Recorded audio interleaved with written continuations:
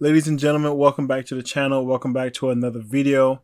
Today I watched AEW Dynamite super late, like really, really late. I finished work really late, but I had to watch it because I needed some excitement. I needed some wrestling and I needed some action. And of course, AEW delivered. Awesome show. I am excited about everything. Had a little bit of an issue with I'll get into it. But from the beginning to the end, pretty much a solid show. If I would rate it, I would say four, maybe 4.5 out of 5. But I don't really care too much about the rating stuff. I just enjoyed everything that I saw on the show. First thing that just caught my attention as soon as the show started. Miro is jacked. this dude, this dude is big as hell.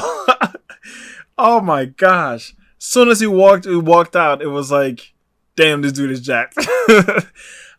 So this tag team match, with Miro and Kip, Joey and Sonny, I loved it. I absolutely loved it. Number one, because I know the history between Joey and Kip, especially with, including Penelope Ford. But then when you add Miro into it and his domination, it was like, oh my gosh, WWE don't know what they had in this dude. oh Lord. So it was really, really good. One highlight, Miro is extremely experienced. He hasn't been wrestling for like as many years, I don't think, as like Eddie Kingston or like even a John Moxley. But this dude is so experienced that it just his presence and his control is really like I can feel that coming through the screen when I'm watching. So Miro is awesome.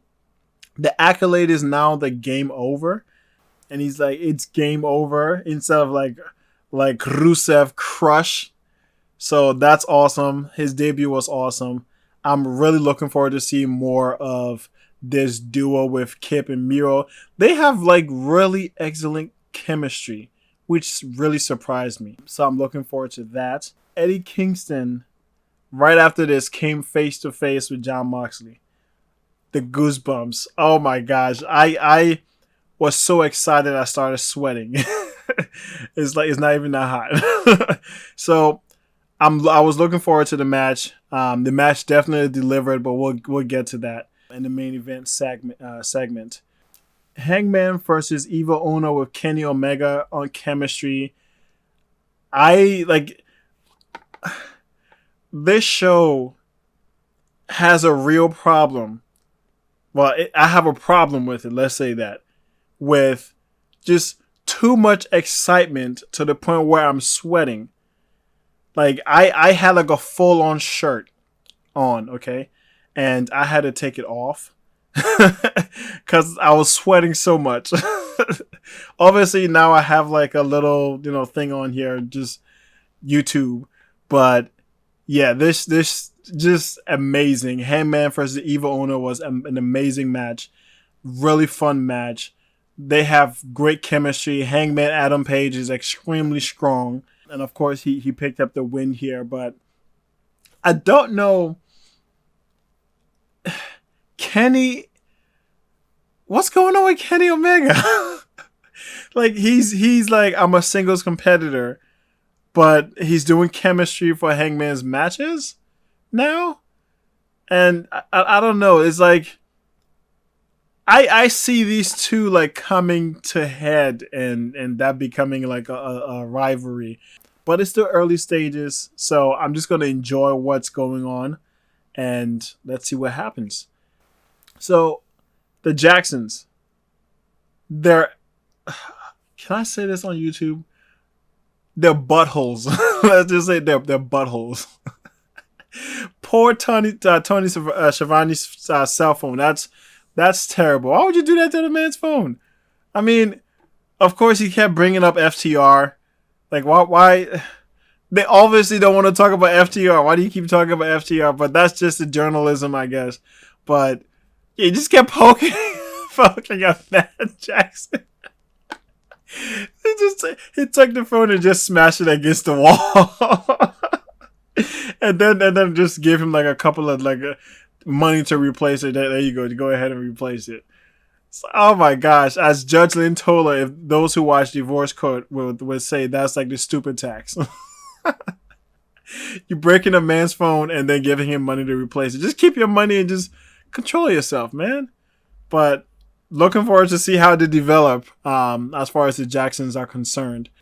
So after this, Evil Ono came out with Brody Lee for the next match, which is Orange Cassidy versus Brody Lee.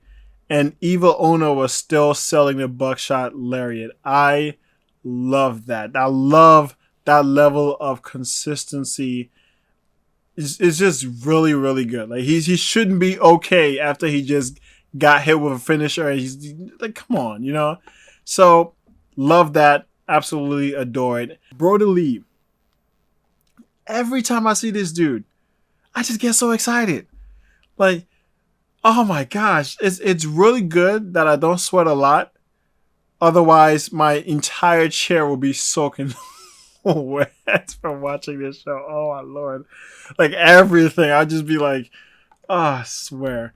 But yeah, I love watching him wrestle. He just has such a presence. But I found it really funny that in the beginning, Brody Lee is just standing there staring at Orange Cassidy. And Cassidy is just like staring off into the distance, just like paying no mind at all. Awesome. Cassidy is awesome. So before the match began, like the entire Dark Order was trying to get Cassidy to react. So you had John Silver taking Cassidy's jacket, throwing it on the floor, stomping on it, and then and then he's trying to he's standing there, and Cassidy takes off his shirt and just drops it on Silver's head, and then Silver starts throwing it on the floor and stomping on it. So that made Anna Jay really mad. So she got on the apron and she's talking a whole bunch of ish to Cassidy. So Cassidy just takes off the sunglasses and just puts it on Anna Jay. This show is amazing. This has been a really, really fun episode for me. Really, really fun episode. So it's awesome. So one highlight, or a couple of highlights that I recorded or I wrote down. The Dark Order catching Cassidy after his dive with his hand in his pocket, and Brody Lee diving on all of them. This dude has no care for any of them at all. He's just diving through them all down just to go after Cassidy. And Cassidy selling or falling before Brody Lee could hit the discus clothesline was awesome. For a second that I thought he was selling the damage and the beat down and everything like that. So I was like, oh man, he's in pain. He can barely stand up. And then Brody picked him back up and tried to do it again, and he falls down. And the announcers are like, is he playing games with Brody? Is he doing his Cassidy stuff? And then he did it again. I'm like, okay, so he's definitely trying to do something. So Brody Lee is super frustrated, and that leads to Cassidy taking over and really, really coming back. So that was awesome. Cassidy did end up losing, but that's because John Silver got in the middle of the ring as Cassidy was going for that Superman punch. I forgot what he calls it, but he ended up hitting Silver. And Brody Lee was able to just take over, powerbomb him, and hit the discus clothesline. So Cassidy didn't end up really looking bad. He just looks so much better. I love AEW because wins and losses do matter. But even in defeat, someone can end up looking really, really good. So really, really love that. Then suddenly the lights go out. I'm like, okay, is it Cody? Is it Cody? And then his music plays, And I'm like, that's definitely Cody. Come on. And then the announcers are like, oh, the Dark Order, they're playing their games and it's not gonna be Cody. And then it's Cody, but Cody has black hair. Like what? What? Black haired Cody. It's been so long since he's had black hair that it looked so different. And he just looked like angry. He came out and he's just like brutalizing, like the intensity was amazing. Oh my gosh, AEW. Can we like the consistency with this company? The level of detail and attention with everything they do. It's just oh my gosh. Going from WWE after all these years and just watching AEW and feeling like I'm actually seeing a story progress and characters evolve. It's awesome. It's awesome. Cody is back. I'm excited. Chris Jericho is a jerk. All right. Chris Jericho is a jerk to Matt Hardy on his birthday. Not cool, man. Not cool at all. But this interaction with Jericho, with the Inner Circle, with Private Party and Matt Hardy, the one thing that really I appreciated is how giving Chris Jericho is. If we think back to Fandango and how he put over that dude at WrestleMania, like Chris Jericho is absolutely a great, great person. Just like a great wrestler and just so giving.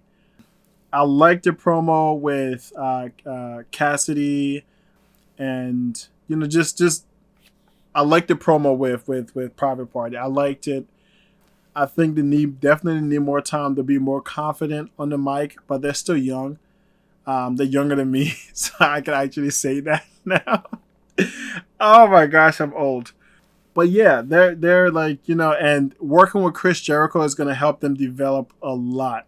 So I'm really excited for next week with Isaiah Cassidy's match with Jericho. FTR and Best Friends. I guess they're going to start feuding now. I'm looking forward to it. It's starting off slow, but like one thing about AEW is they take their time with everything and they develop everything properly. Like it's not so instantaneous. They're not trying to build to a pay-per-view like 2 weeks from now, and so they have to do everything so quickly. So the storytelling is just so much better because of the long wait you have to go through to get to the next pay-per-view. So I love it, and I'm looking forward to that. After that, we had the tag team match with Thunder Rosa, Hikaru Shida, Eva Lise, and Diamante. I just from them standing in the ring, like the talent, just awesome, just awesome. It's amazing. Like all four of them are really really good. The international flavor is really really good. One big highlight from the match is Thunder Rosa's People's Santon. I'm branding it that, where she ran, jumped over. I think it was Eva Lise or Diamante. I forgot which one it was, but jumped over, ran against the rope, and then did the Santon like like a People's Elbow kind of thing. Awesome. I wish that was in like a wrestling game. I want that for one of my wrestling characters in any game. Awesome. One thing I also did notice is a lack of chemistry. That there seems to be, I don't know. I think AEW needs to allow these women more time. But then again, that's what like Dark has like a lot of long matches. So I think that's really really good. They need more experience working together. I don't know if that's like a language barrier there as well, to where that's causing chemistry. But it was still a very, very good match. I still loved it. And I'm looking forward to seeing where this story goes with all four of them. Next, we had MJF and Chris Jericho doing a nice little banter. Awesome. Awesome. These two are just fun to watch, just entertaining as hell. And their chemistry together is like Chris Jericho debuting against The Rock with the countdown, and just there's just so much chemistry yet, and it was so fun. And then just like, oh, wow, they're complimenting each other, and it's like they're building each other up, building each other up, building each other up, and then both at the same time said, "Then why did you call me a loser?" Awesome. So then they're like making excuses. So I think Jericho is like, no, MJF is like, I didn't call you a loser. I was calling the limo drivers a loser. And then Jericho was like, I wasn't calling you a loser. I was calling Tony Schiavone a loser. So they're making fun of Tony Schiavone. This dude gets no breaks at all. Just no love at all. Everybody just keeps coming at Tony Schiavone. What the hell, man? And then they're like, oh, you know what? I like you, MJF. And you're cool. And then MJF is like, Jericho, you know what? I feel the exact same way. You're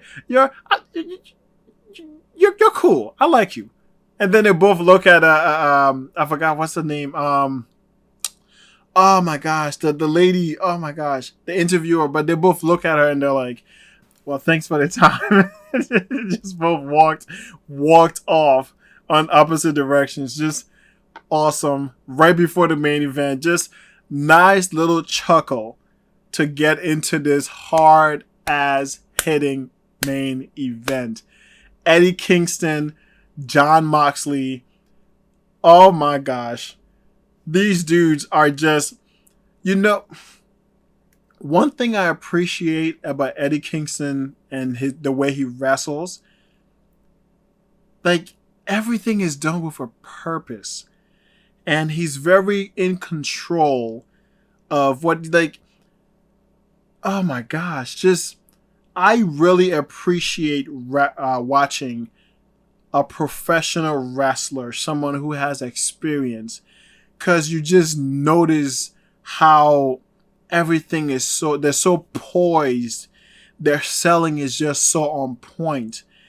Like everything they do is precise and the timing is just always on point. This is why these guys are in the main event.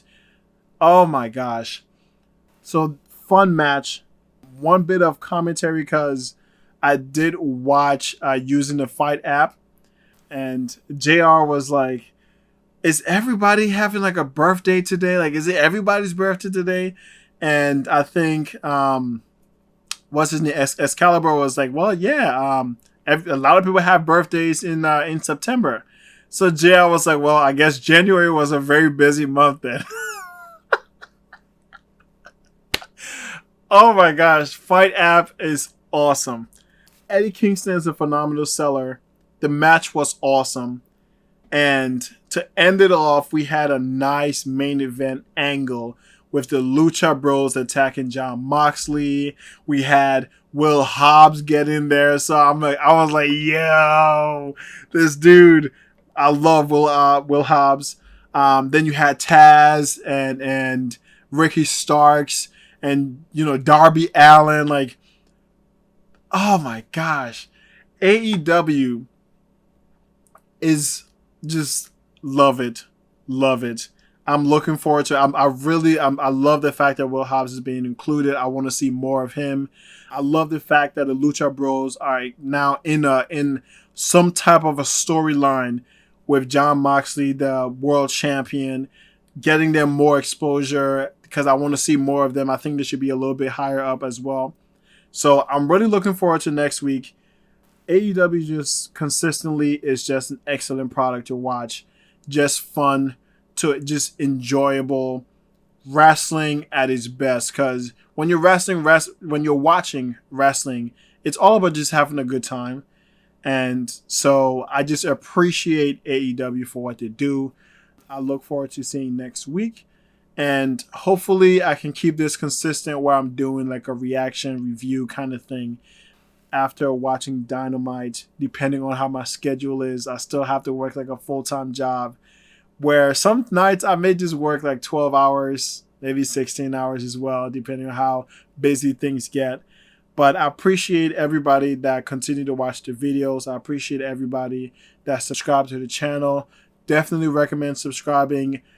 In addition to just doing wrestling stuff, because I love wrestling, I also do, commentary, maybe, like game stuff. Like just subscribe and look forward to like really excellent content. If there's anything anybody wants to see, definitely let me know in the comments below. Any different type of content. I want to build this channel, get to 100, 1,000, and just really develop a community of just amazing people that like all of the different things that I also like as well.